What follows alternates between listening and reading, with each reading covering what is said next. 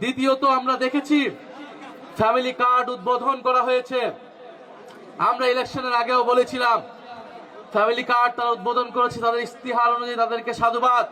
কিন্তু আমরা পাশাপাশি এও বলেছিলাম যদি দুর্নীতি বন্ধ না হয়, যদি চাঁদাবাজি বন্ধ না হয়, যদি দখলদারিত্ব বন্ধ না হয়, যদি ঋণ খেলাপিদেরকে সংসদে এবং সরকারে ঠাঁই দেওয়া হয়, এ সকল ফ্যামিলি কার্ড কেবল হচ্ছে চোখ ধাঁধানো একটা কর্মসূচি, কেবল এটা বাংলাদেশের অর্থনীতির কোনো পরিবর্তন করতে পারবে না।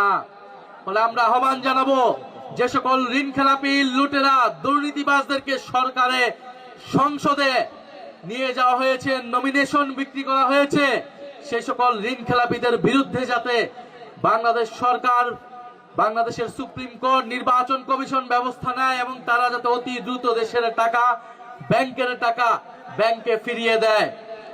প্রিয় রাজশাহীবাসী, 12ই মার্চের জন্য আমরা সবাই অপেক্ষা করছি। 12ই মার্চ নতুন জাতীয় সংসদের অধিবেশন। সেই অধিবেশনে শুনছি আমরা ফ্যাসিস্টের দোসর, ফ্যাসিস্টের লেজুর রেখে যাওয়া রাষ্ট্রপতি বক্তব্য দিবে, ভাষণ দিবে। আপনাদের সামনে স্পষ্টভাবে বলে যাচ্ছি, কোন ফ্যাসিস্টের দোসরের বক্তব্য শোনার জন্য 12ই মার্চ আমরা জাতীয় সংসদে যাচ্ছি না।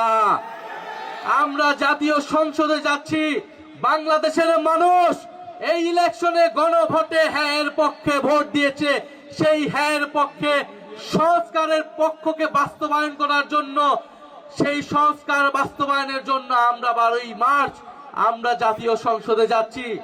জাতীয় সংসদে আমরা যাচ্ছি কবে উচ্চকক্ষ হবে, কবে সংবিধান সংস্কার পরিষদ হবে সেই হিসাব নেওয়ার জন্য, কবে সরকার দল শপথ গ্রহণ করবে সেটা শোনার জন্য, কোন ফ্যাসিবাদের দোসরদের বক্তব্য শোনার জন্য আমরা 12ই মার্চ সংসদে যাচ্ছি না।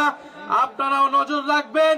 আমরা বলেছি এই রাষ্ট্রপতিকে অবিলম্বে অপসারণ করে গ্রেফতারের আওতায় আনতে হবে এবং সংবিধান সংস্কার পরিষদ করে সংস্কার বাস্তবায়ন করতে হবে, হ্যাঁ বাস্তবায়ন করতে হবে।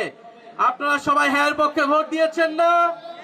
আমরা সবাই দল মত নির্বিশেষে হ্যাঁ এর পক্ষে ভোট দিয়েছি।